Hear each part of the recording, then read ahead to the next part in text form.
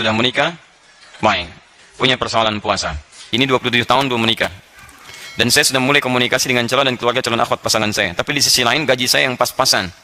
Setiap bulan saya habiskan untuk dikirim ke orang tua dan kebutuhan sehari-hari saya. Saya takut jika sudah menikah tidak bisa lagi membantu kiriman uang kepada orang tua saya. Pertanyaan mohon diinfokan Ustaz.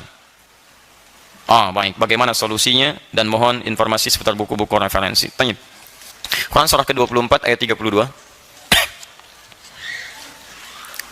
Quran surah ke-24 An-Nur ayat 32.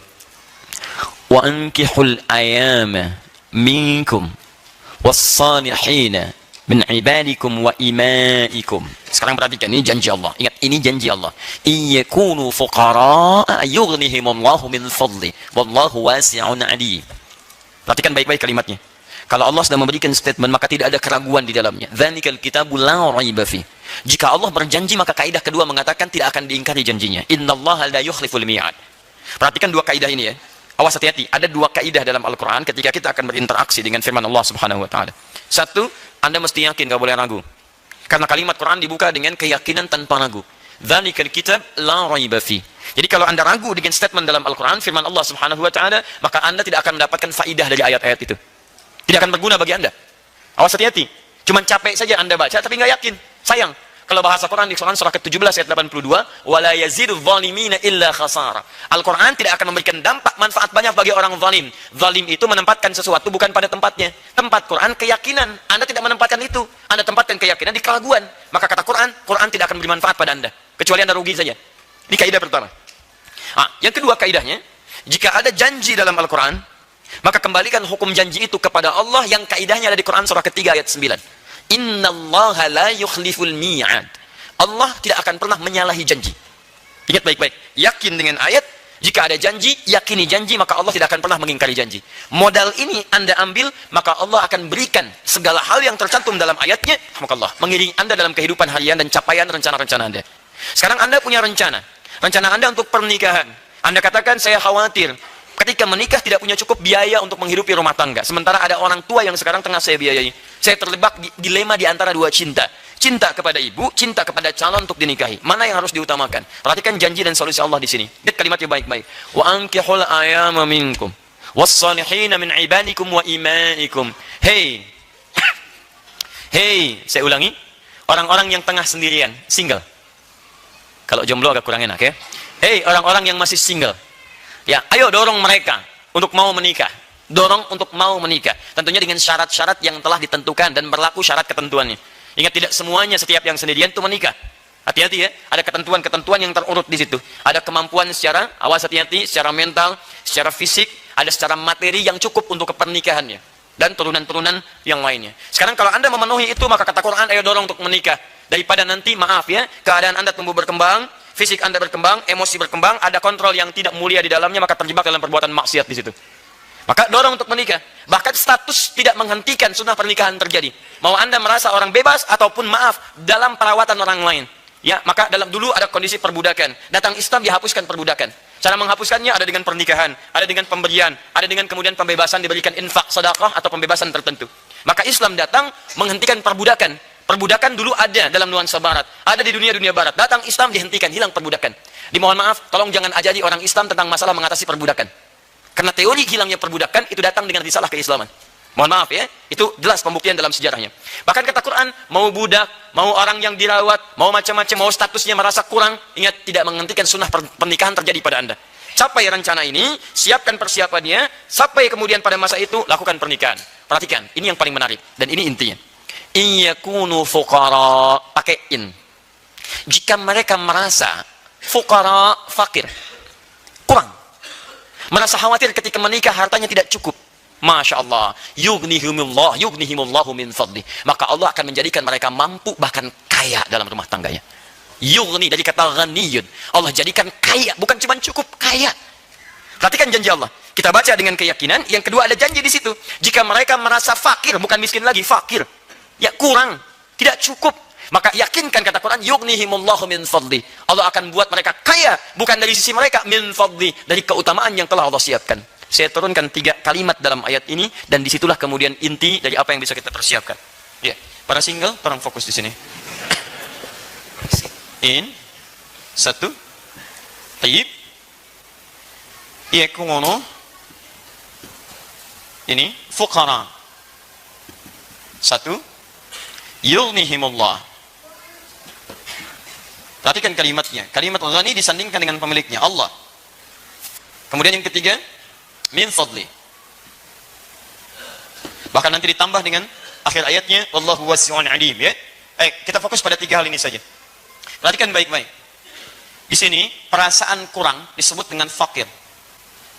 Fakir itu tingkat paling rendah, bahkan di bawah miskin. Makanya ketika diberikan zakat itu fakir dulu baru miskin. Quran surah 9 ayat ke-60. Innamas shadaqatu lil fuqara wal masakin. Miskin punya pekerjaan, tapi hasil dari pekerjaan tidak mencukupi, kemudian ya tidak mencukupi dari kebutuhan-kebutuhan yang dirasakan perlu untuk diselesaikan. Fakir pekerjaan nggak jelas, dan tidak ada pendapatan yang jelas untuk memberikan penghasilan untuk membantu pada kebutuhan-kebutuhan. Di fakir, jamaknya fuqara. Perhatikan, Quran mengambil yang paling dalam, yang paling rendah. Bahkan jika kalian pun merasa fakir, bukan miskin, fakir, berada dalam tingkat yang sulit, kayaknya nggak bisa saya nih. Sulit, bagaimana caranya? Tapi menariknya, kalimat itu diungkapkan menggunakan in. Nih, ini yang paling menarik. Awas, lihat baik-baik ya. Ini ada inna, ada anna, ada in. Dijadikan takhfif. Jika in bersanding dengan kana dan terusannya, in bersanding dengan kana, yakunu, dan seterusnya, maka Anda mesti perhatikan. Lihat baik-baik, kalau setelah kana, yakunu ini kata kerja, verb, maka fungsi in di sini untuk memberikan taukid, penguat hukum. Contoh, Quran surah 3 ayat 31, paling kiri sebelah atas. Qul in kuntum tuhibbunallah. Tuhibbun itu kata kerja, fi'il mudhari, kata kerja, verb. Kemudian kuntum itu turunan daripada yakunu. Kana yakunu, kana kuntum, turunannya yakunu. Hampir sama dengan ini. Dimulai dengan in, karena setelah kalimat turunan ini ada kata kerja, tuhibbunallaha, maka in diartikan serius, sungguh-sungguh, penguat. Kita terjemahkan, jika kalian serius mencintai Allah, fattabi'uni, maka ikuti aku, tuntunan Nabi dalam kehidupan. Tapi kalau setelah in, kemudian ada kana yakunu dan bentuk jama yakunu, setelah itu kemudian ada sifat atau keterangan, maka in ini menunjukkan perasaan saja, kekhawatiran, dan belum tentu terjadi seperti apa yang dirasakan. Seakan-akan Allah ingin sampaikan kalimat ini, hey, yang masih single, yang banyak khawatirnya ketika akan menikah, khawatir kurang, khawatir nggak dapat ini, nggak dapat itu kan pikiran kamu saja sekarang. Nikah aja belum, sudah mikirkan seperti itu. Ya, kamu jangan banyak mikirkan seperti itu. Ini kalau kita baca dengan terjemah balaghah. Kamu jangan banyak khawatir, karena hukum single beda dengan hukum rumah tangga. Badminton double aja beda dengan single. Jadi ketika antum suasana single, pemikiran single jangan dibawa ke pemikiran rumah tangga. Karena konsep kehidupan manusia ketika single dia akan beda karunianya ketika dia telah berumah tangga dalam kehidupan. Allah itu adil, tidak mungkin rahmat Allah diturunkan serupa. Anak kecil beda dengan yang telah dewasa. Bukankah Anda memberikan jajanan pada anak TK beda dengan anak SD? Bukankah SD beda dengan SMP? Bukankah SMP beda dengan SMA? Bukankah SMA beda dengan kuliahan? Itu single. Anda saja sudah memberikan sesuai taraf keadilan. Apalagi Allah yang maha adil. Jadi rezeki Anda ketika diturunkan saat Anda single, itu akan beda ketika Anda telah berumah tangga. Lain. Gak percaya? Cepat nikah. Ayo kalau gak percaya. Ya, lihat kalimatnya. Kamu tuh banyak khawatirnya. Pengen nikah, khawatir ini, khawatir itu, khawatir ini, khawatir itu. Capek antum. Begitu ditanya, nunduk aja begini. Nama siapa? Masya Allah. Susah antum, capek. Maka lihat janji Allah di sini. Hei, berikan motivasi. Lihat, yughnihimullahu min fadli. Ya-nya dibuang. Padahal asalnya bisa dibaca begini, yugni. Tapi karena ada in, ya-nya dibuang. Jadi yugni, cepat. Ada ya, bacanya panjang, yugni. Tidak ada ya, baca cepat, yugni. Dalam kalimat balaghah ini bisa dibaca. Kalau satu bacaan dari panjang jadi pendek, dipendekkan, itu artinya menunjuk sesuatu yang cepat. Seakan Allah ingin katakan, kalau kamu banyak khawatir sebelum menikah, saya buktikan setelah menikah saya akan percepat kebutuhan kamu untuk didapatkan. Nih, Allah jadikan kamu yugni, bahkan kaya, cukup kaya. Masya Allah. Lihat kaidahnya, Quran yakin. Kedua, janji, tidak mungkin janji itu akan disalahi. Allah pasti menepati janjinya. Dua hal. Anda single, Anda banyak khawatir, buang kekhawatiran kata Quran. Anda menikah, maka Allah janjikan Anda akan mendapatkan apa yang Allah janjikan seperti ini. Dari mana? Ini harus Anda baca. Fokus baik-baik, lihat baik-baik. Ustadz, apakah hukum ini berlaku pada setiap yang single kemudian dia menikah langsung bisa kaya atau cukup? Tidak. Kecuali lihat bagian ketiganya ini diikuti. Min fadli. Anda tidak ikuti ini, maka Anda tidak akan mendapatkan yang dijanjikan ini. Karena hukum Allah menjadikan Anda cukup dan kaya jika Anda mengikuti hukum yang ketiga ini. Min fadli. Maka dari itu sebelum menikah, Anda turunkan hukum min fadli ini. Apa yang dimaksud dengan min fadli? Bagaimana caranya mendapatkan keutamaan ini? Seperti apa ini diikuti? Bagaimana cara menitinya? Demi Allah saya katakan, saya sudah mencoba untuk mengamalkan apa yang disampaikan Quran ini. Dan hasilnya, tidak akan pernah ada janji Allah yang disalahi. Semua terjadi teman-teman sekalian. Janji kekayaan hati, janji kenikmatan dalam kenyamanan, janji suka dalam duka, janji segala yang tercukupi. Demi Allah saya katakan, ini kuncinya ada di sini. Nah, bagaimana cara kita menurunkan semua itu sehingga jadi pedoman dan kita rencanakan dari sekarang bagi yang single akan menikah? Kita akan teruskan setelah kita menunaikan salat Isya berjamaah insyaallah. Alhamdulillah wassalatu wassalamu ala Rasulillah wa ala alihi wa sahbihi wa man walah wa ba'd. Fa ya ibadallah, usi nafsi wa iyyakum bi taqwallahi faqad fazal muttaqun. Fala tamutunna illa wa antum muslimun. Ikhwas sekalian dan pemirsa Akhir TV dimanapun Anda berada, alhamdulillah kita telah menunaikan salat Isya berjamaah. Kita bermohon pada Allah Subhanahu wa taala semoga salat kita dan seluruh doa-doa kita diterima oleh Allah Subhanahu wa taala dalam kebaikan insyaallah. Sebelum kami lanjutkan, kami berikan saran jika masih mampu untuk saling memperluas saf, terutama yang wilayah akhwat, barangkali bisa diperluas agar bergeser lebih baik sehingga bisa nyaman nanti dalam belajar, ya. Dan jika memang tidak memungkinkan tempat, maka silakan disesuaikan di mana adanya, silakan bisa duduk dengan baik insyaallah. Baik, kita teruskan dulu. Bismillahirrahmanirrahim. Apa yang harus jadikan sebagai prioritas? Apakah kemudian saya memilih untuk menikah atau kemudian mempertahankan membantu orang tua? Dalam keadaan demikian ada dorongan yang kuat juga untuk menikah. Bagaimana mempertemukan dua hal yang seakan-akan kontradiktif ini? Berbakti kepada kedua orang tua atau kemudian memilih untuk menikah, tapi saya pikir saya khawatir punya kekurangan dalam hal berumah tangga karena harta yang digunakan akan disupportkan kepada kedua orang tua. Seperti orang bicara, khawatir ketika bicara, mic-nya kurang jelas. Karena mic-nya tidak memiliki kekuatan sound yang cukup kuat. Ya? Nah, bagaimana caranya? Baik, mari kita lihat baik-baik teman-teman sekalian. Pertama, ada uraian dalam Al-Quran memberikan isyarat yang sangat tajam. Khususnya pada pria-pria yang single, yang sekiranya sudah punya kemampuan sesuai dengan ukuran-ukuran Al-Quran dan Sunnah untuk mengantarkan ke gerbang pintu pernikahan. Maka kalimat Qurannya, ayo tunaikan pernikahan. Wa ankihul ayama. Ya ayo, hei yang sendirian, lebih baik menikah. Kalau memang sesuai persyaratan, daripada terjebak perbuatan yang kurang menyenangkan. Kemudian, lihat baik-baik, melekatkan kalimat soleh di dalamnya. Wa ankihul ayama minkum wassalihina min ibadikum wa imaikum. Bahkan yang merasa statusnya pun terlihat rendah dalam pandangan orang, sudah, nikah itu tidak berlaku bagi yang tinggi dan rendah. Siapa yang sesuai dengan ketentuan Anda menikah. Iyakunu fuqara yughnihimullahu min fadli. Ini yang kemudian tertuangkan dalam bahasan. Jika Anda sering menduga, khawatir, banyak pikiran ketika menikah kemudian tidak sanggup memberikan biaya terbaik, maka kata Quran, Anda nggak usah banyak kekhawatiran. Karena hukum Allah itu berbeda antara orang single dengan orang dalam suasana pernikahan. Beda antara orang sendirian dengan hukum keluarga. Hukum rizkinya beda, hukum rahmatnya beda, hukum perhatiannya beda. Karena itulah ayat-ayat yang berbicara tentang yang single itu berbeda keterangannya dengan ayat-ayat rumah tangga. Karena itu kemudian kalimat pertama Allah motivasi. Yughnihimullah, ayo, saya bikin kamu mampu, bahkan kaya. Tapi ingat, itu bisa terjadi tidak sekadar dengan menikah saja. Awas, jangan kemudian Anda menikah, Anda tidak mendapatkan itu, Anda tuntut Allah. Ya Allah, di mana keadilanmu? Saya sudah menikah, kok tidak lebih baik daripada sebelum saya menikah? Mungkin ada ketentuan yang tidak Anda ikuti. Apa itu? Min fadli. Semua keutamaan yang Allah janjikan, itu akan diberikan dari sisinya, dari fadlun keutamaannya. Kalimat fadlun dalam Al-Quran itu tidak hanya menghadirkan reward untuk Anda dapatkan, tapi ada turunan syarat-syarat tertentu yang harus Anda ikuti.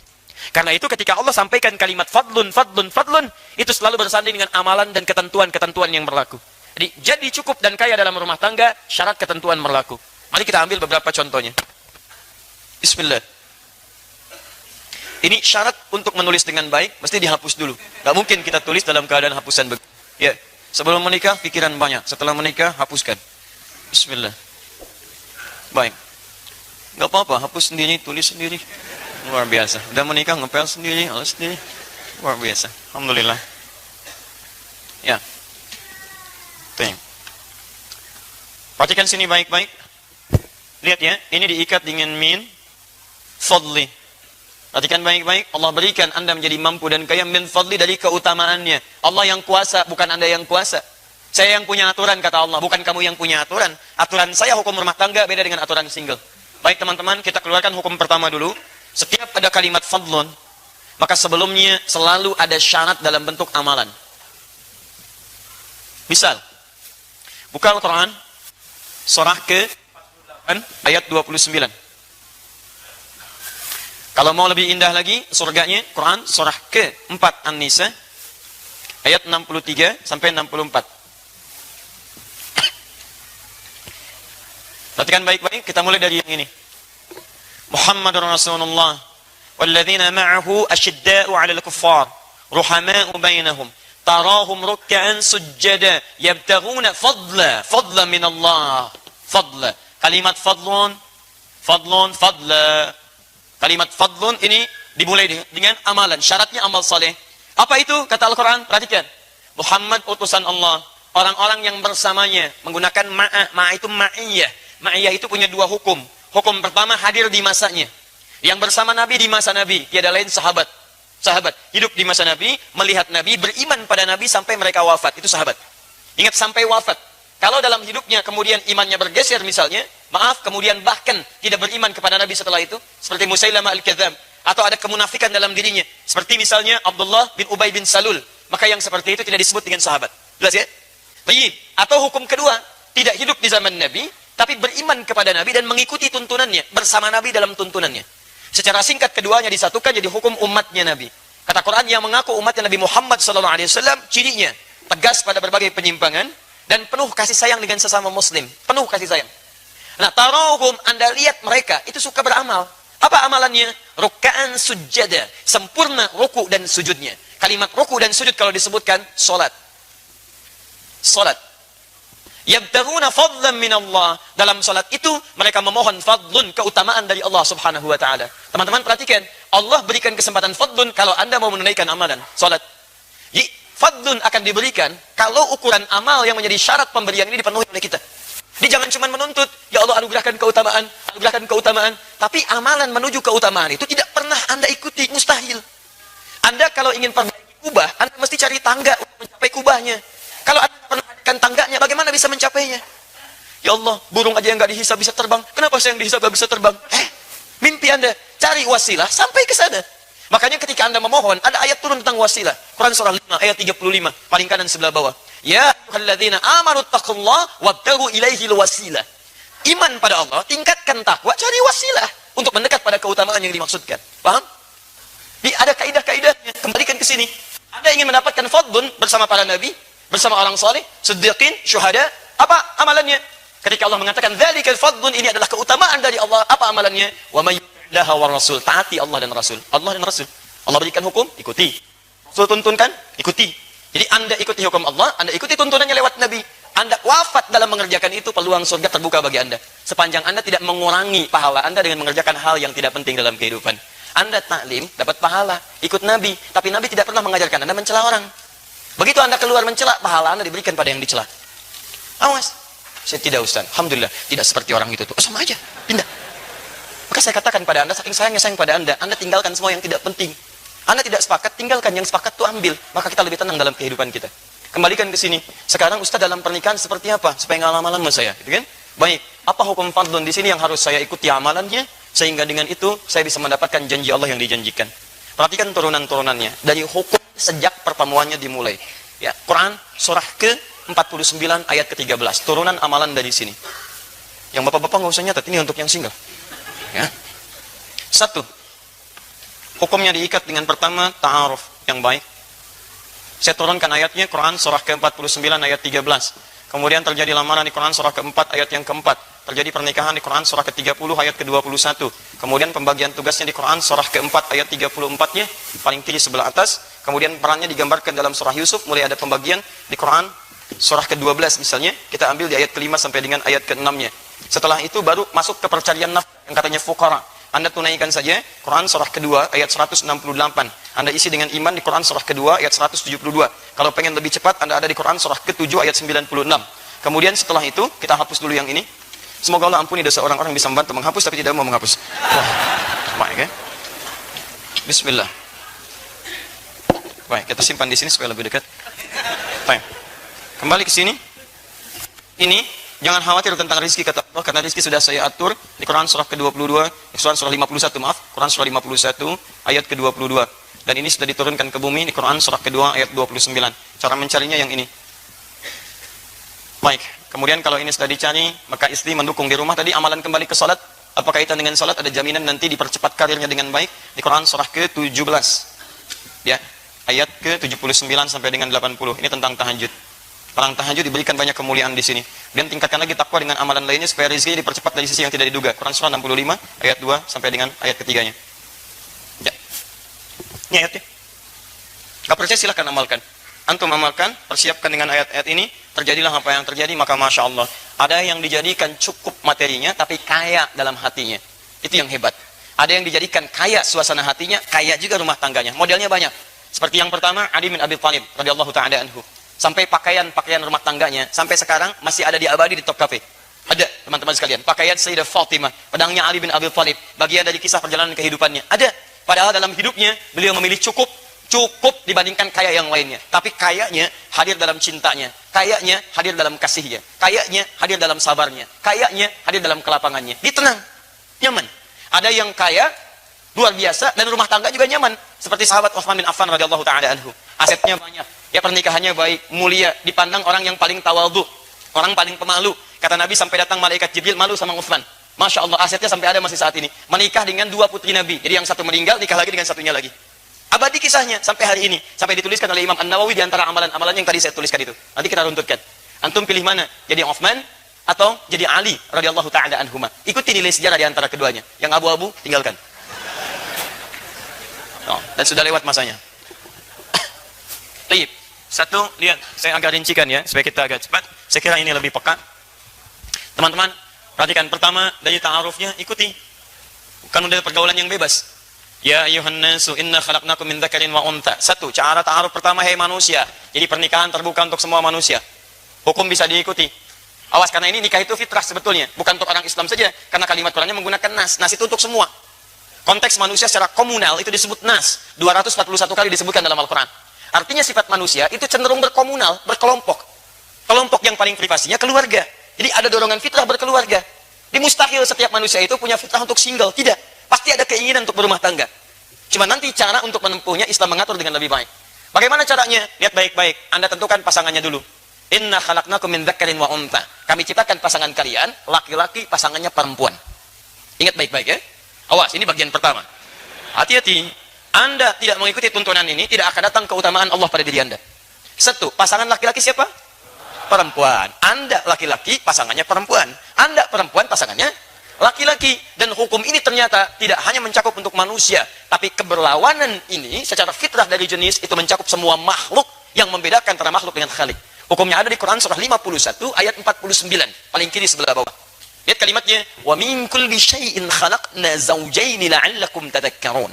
Dan dari makhluk itu kami ciptakan berpasangan yang berlawanan supaya manusia sadar dan merenungkan hanya Allah yang tidak punya pasangan. Allah tak punya pasangan. Lam yalid wa lam yulad. Tidak beranak, tidak diperanakan, tidak berpasangan. Wa lam yakul lahu kufuwan ahad, tidak punya partner dalam kehidupannya, dalam aktivitasnya. Manusia tidak punya pasangan, punya aktivitas, punya anak diperanakan. Perhatikan baik-baik. Maaf, fitrahnya berlawanan. Zaujain itu berlawanan. Jangankan manusia, kambing itu hewan. Kambing jantan pasangannya betina. Awas, kambing betina pasangannya jantan. Sapi tahu, kambing tahu. Maaf, semua hewan tahu. Silakan cek, mohon izin ya, sampai hari ini saya belum pernah temukan artikel ada kambing homo, sapi lesbi misalnya. Saya belum temukan.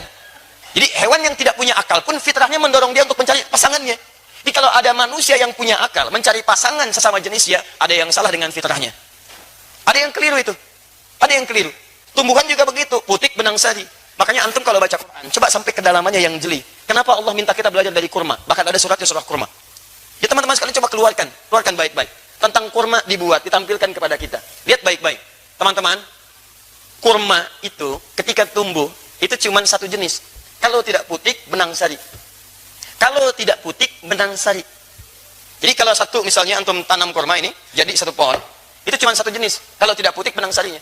Makanya kalau antum tanam misalnya satu, tidak dikembangbiakan. Kembangbiakannya kemudian antum tempelkan di cangkok salah satunya. Jadi kalau ini putik, ambil benang sarinya. Talqih kalau dalam bahasa Arab.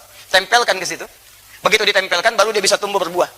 Tapi kalau antum cuma jadikan begini, tidak pernah diambil pasangan yang lainnya, itu dia hanya akan tumbuh dan dia tidak berbuah. Dia tidak berbuah. Jadi cuma tumbuh, tidak berbuah. Alhamdulillah, nanam kurma bisa tumbuh. Jangankan Anda, banyak di Arab.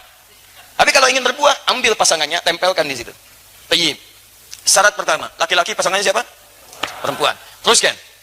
Min dzakari wa untha wa ja'alnakum syu'uban wa qabail lita'arafu. Li-nya ikhtiar wal ghayah, menunjuk pada ikhtiar untuk mencapai tujuan.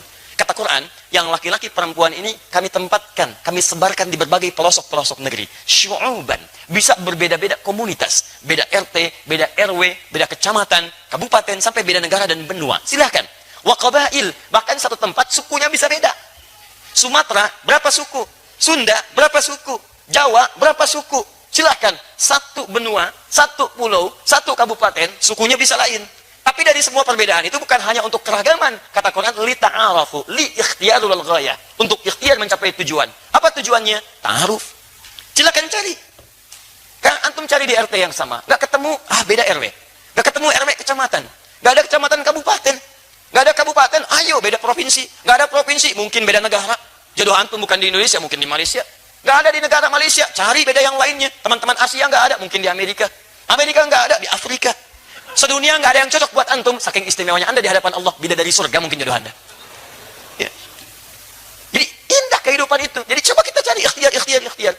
Mungkin ada teman di kampus, MK memutuskan teman sekantor, barusan hari ini ada, ya boleh menikah dengan teman sekantor. Tidak, teman sekantor begitu banyaknya, satu aja, satu. Ya teman sekantor menikah antum semua, yang lain bagaimana itu? Iya.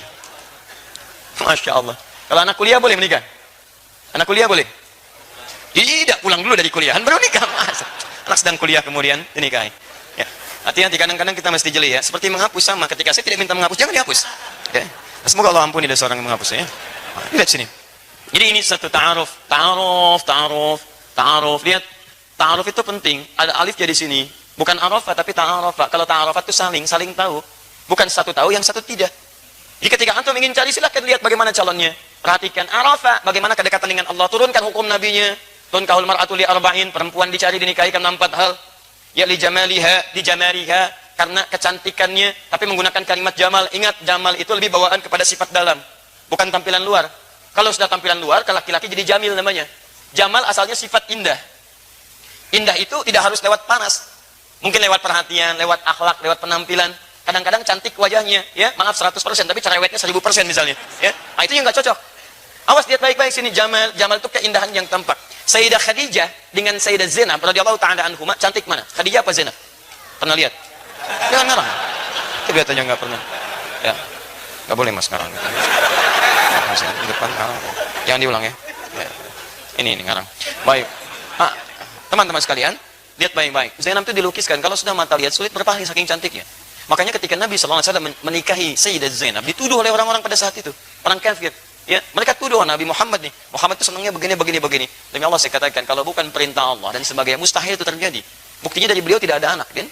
Hadirkan kemudian ke dalam kehadiran kita. Tapi indahnya, perhatikan, tidak pernah ada yang disebut dalam mimpi Rasulullah kecuali Sayyidah Khadijah. Khadijah. Lihat parasnya, Masya Allah, hilang setengah kegelisahan. Dengar suaranya, hilang kegelisahan penuhnya. Sayyidah Khadijah, itulah jamalah. Keindahan yang tampak, orang bilang inner beauty katanya. Kalau cantik itu relatif, tapi kalau jelek mutlak. Ya, tapi kalau jamalah tidak. Ada keindahan yang tak nampak dalam wajah. Tapi kalau itu melekat kepada paras, ke laki-laki disebut jamil namanya, ganteng. Jamil. Nama antum Saiful misalnya, kan? Antum punya sifat ini.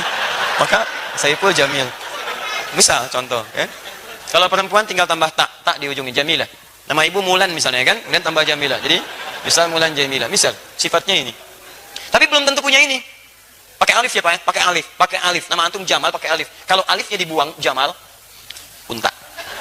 unta jantan, unta betinanya nakah, unta Nabi Saleh nakah, naqatallahi wa suqiyaha, fakadzabuhu fa'akharuha, fadamdama 'alaihim naqah, unta Nabi Saleh itu unta betina. Jamal, unta jantan. Semua jenis unta disebut dengan ibil. Unta tunggangan disebut dengan bilghal. Antum mesti paham. Karena ketika disebutkan di Quran, itu diksinya menempatkan ayat dengan konteks yang berbeda-beda. Kenapa masukin jarum kok untanya unta jantan? Kenapa yang disembelih untanya unta betina? Kenapa yang disebut dilihat itu semua jenis unta? Kenapa afala yanzuruna ilal ibili kaifa khuliqat, bukan ilal jamali kaifa khuliqat, bukan ilan naqatil lati kaifa khuliqat? Kenapa? Kenapa ibil? Itu ada hikmahnya. Kenapa kalau menggunakan lutut duluan untuk sujud menggunakan ibil, tapi menggunakan telapak tangan menggunakan jamal atau bigol di situ? Kenapa? Itu ada bedanya. Baik. Kembali ke sini. Nah, ini teman-teman sekalian, satu, ya maaf saya agak rinci sedikit ya supaya tahapannya bisa dipahami dengan baik. Satu, li jamaliha. Kedua, limaliha. Mal itu ada yang menafsirkan kadar hartanya, ada yang menafsirkan kemampuan mengelola harta suami. Tadi antum merasa pas-pasan, cari calon istri yang bisa mengerti keadaan antum. Gaji 5 juta, jangan cari calon istri yang zakat malnya 10 juta. Gak akan nyambung. Antum capek. Makanya ketika antum, ya, zakat mal bukan mal. Jadi ketika antum komunikasi, terbuka terangkan, ibu saya begini, kondisinya seperti ini. Jika kita memang menyatukan cinta karena Allah, maka cinta pada Allah tidak mungkin akan mengkhianati orang tua. Jika kamu setuju dengan saya, mari kita sambil berbakti pada orang tua. Allah akan meridai kita. Jika tidak setuju, mungkin kita tidak dipertemukan di dunia ini. Mungkin di akhirat akan lebih baik mendapatkan jodoh yang terbaik dari si Allah Subhanahu wa taala. Indah kehidupan. Dikembalikan nasabnya dari mana dia, dan yang terakhir di dunia ini yang paling penting. Di dunia, fa in dhafirat talibat yadak. Jadi kalau fadfar bidatid dini talibat yadak. Fadfar bidatid dini. Dahulukan yang agamanya bagus, maka Anda akan beruntung. Anda akan beruntung. Ini ta'aruf. Selanjutnya Anda tinggal turunkan saja. Setelah ta'aruf muncul lamaran. Lamaran itu berikan yang terbaik, tidak harus mewah, yang penting memberikan kesan yang dalam rumah tangga. Sahabat Ali bin Abi Thalib ketika beliau melamar Sayyidah Fatimah, apa yang digunakan? Bagian dari baju besinya. Tapi kesederhanaan itu yang menghadirkan cinta yang luas di rumah tangga. Cintanya abadi sampai sekarang. Dari bukti-buktinya. Apa maksud bukti-buktinya? Sampai sekarang kalau antum ketok KP, seperti saya berikan pertanyaan di pertemuan lalu, antum lihat teman-teman, sebelah kiri ada bagian dari peninggalan-peninggalan pakaian Sayyidah Fatimah. Masih ada. Sampai sekarang. Sebelah kanannya pedangnya sahabat Ali bin Abi Thalib. Ada diabadikan. Jadi cinta penuh kesederhanaan, tapi ridha Allah didapatkan, maka cinta itu akan menginspirasi generasi setelahnya dengan kisah-kisah yang abadi. Itu pilihan untuk kita. Ya, teruskan. Bisa yang terbaik berikan. Kalau misalnya itu bisa jadi kenangan, lebih bagus. Jadi begitu ada persoalan, melihat itu cinta tumbuh lagi, perasaan bisa saling melengkapi. Setelah itu apa? Lakukan pernikahan. Quran surah 30 ayat 21. Dan maaf ya, maaf baik-baik. Ketika Anda mau menikah, ayat Qurannya mengatakan pernikahan itu misi utamanya mendekatkan diri Anda kepada Allah. Jadi kalau Anda sudah menikah belasan tahun, puluhan tahun, tidak membuat Anda lebih dekat dengan Allah, ada yang salah dalam pernikahan Anda. Karena kalimat pernikahan dibuka dengan ayat, wa min ayatihi. Dan tidak ada tafsiran lain dari ayat selain tanda yang mendekatkan seseorang dengan Allah. Jadi ada alamat, ada ayat beda. Kalau alamat, tanda yang mendekatkan pada tujuan. Di mana alamat Masjid Al-Ihsan, PTM, PJS, di sini, di sini, di sini. Anda ikuti cepat sampai ke tujuan. Tapi kalau ayat, itu semua tanda yang mendekatkan Anda dengan Allah. Makanya Al-Quran isinya disebut dengan ayat. Karena ketika Anda baca ayat Al-Quran, lebih dekat keadaan Anda dengan Allah Subhanahu wa ta'ala. Paham? Baik. Koreksi diri sampai hari ini. Setelah itu silahkan bagi tugas. Tugasnya, maaf, Quran surah 4 ayat 34. Istri punya 2 tugas, suami punya 2 tugas. Hati-hati. Jangan sampai tugas suami dipakai oleh istri, tugas istri dipakai suami. Itu nggak nyambung. Dan hebatnya, saya akhiri di sini untuk pertanyaan ini.